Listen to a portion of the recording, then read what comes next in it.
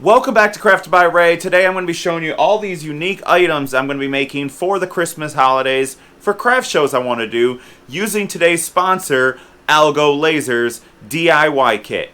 Alright, for the first project I'm going to be making these ornaments that have like a snowflake inside. I bought the file on Etsy for, I think it was like $7. And I'm using 3mm plywood to cut it out. So it's cut out in 3 pieces. Because the pieces I have of plywood that I usually use that are 3mm are only about this big, so I got to do each snowflake and then the outside ring out of 3 pieces of this. So first thing I'm going to do is apply the plywood to the honeycomb, which I bought separate, so that it cuts better and it doesn't char out the back. But I put the plywood here and I'm going to focus it. It's just a set screw here, push it down to the top of that edge, and then I'm going to pull that out, and now it's focused. Turn on the machine. Okay, now I got my first snowflake piece on the laptop here. Let's frame it.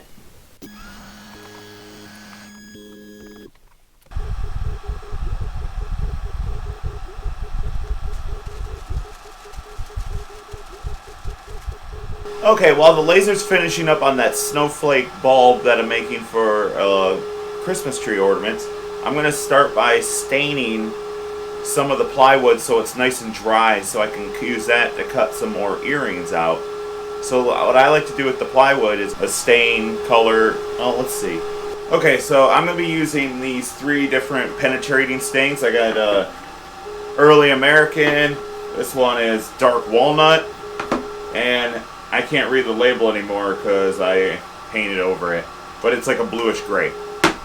So I'm going to do probably a couple panels of each, so when I go to cut earrings I got different colors for the next craft show I do.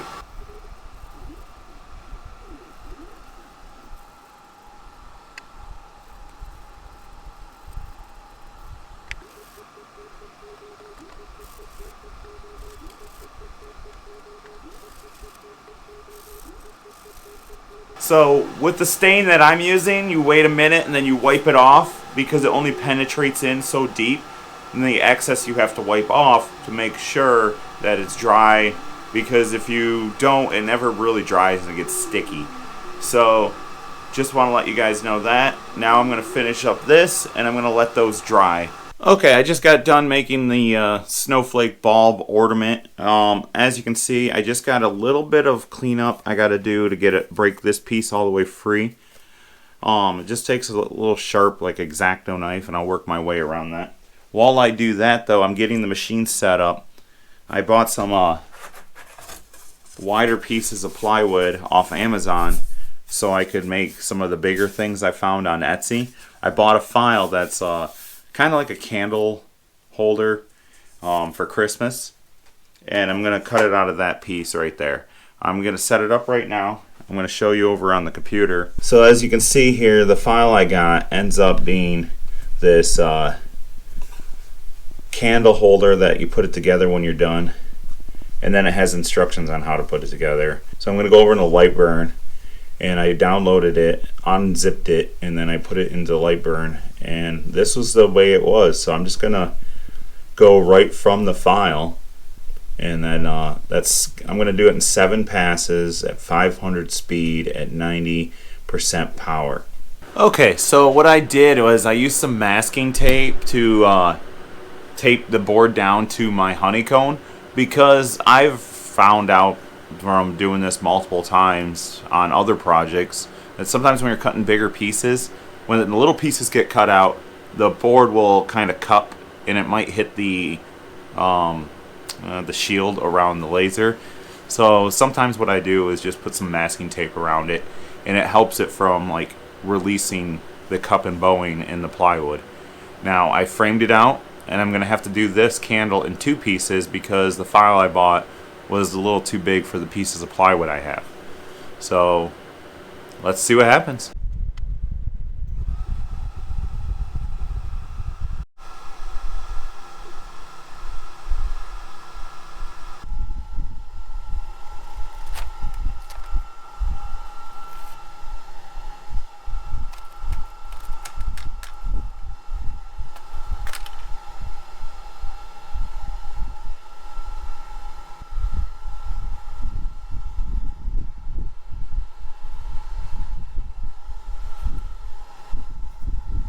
Okay, as you can see, I'll probably put it up here. I'm trimming out the pieces with a little knife, and I use this little pick tool to get in the little details.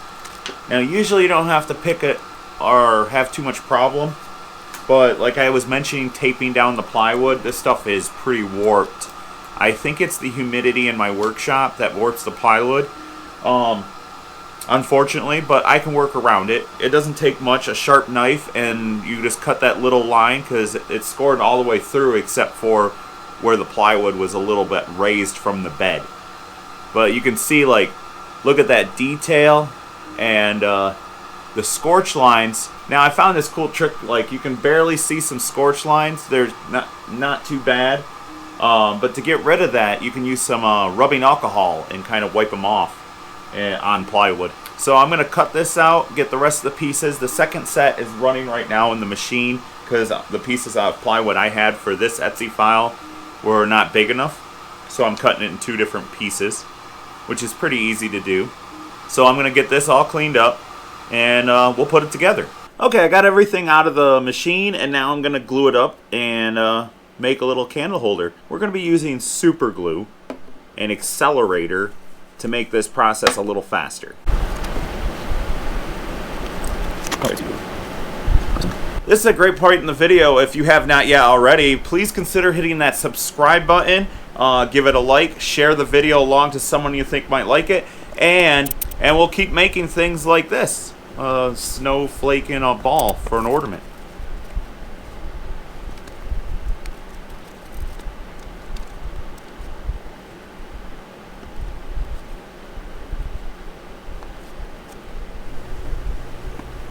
Okay, you just saw me gluing this up, and it came out pretty dang good. I might try to do ones that I stained and see if there's cool color, like maybe the panels.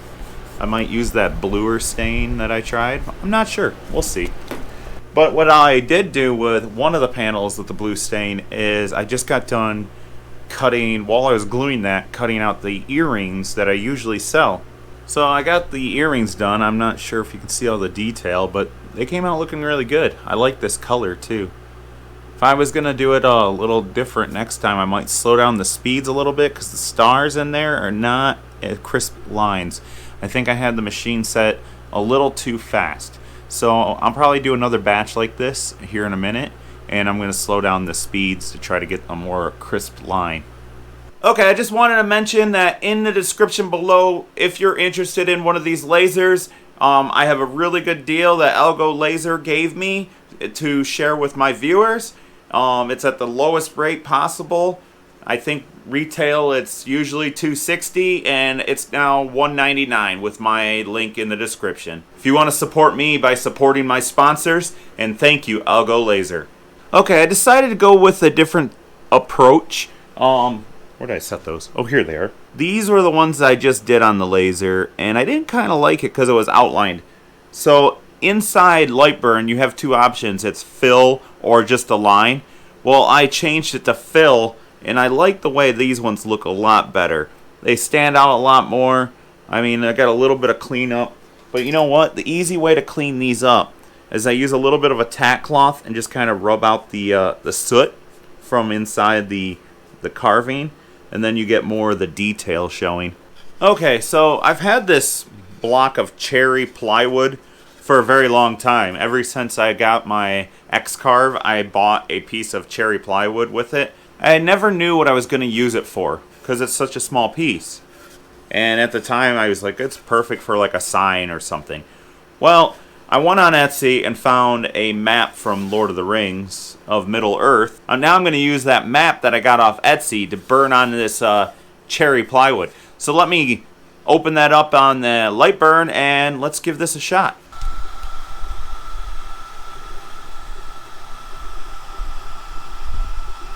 Alright, I just want to say I was talking about how I wasn't sure about the file, but as you can see, this looks pretty sweet. I mean, the font was kind of like jumbled, but it kind of looks handwritten, so I think that's what the designer was going for. But yeah, this is awesome. I've been making all kinds of stuff for craft shows. I made a lot of these for the last craft show I did, and as you can see, the laser cuts it perfect.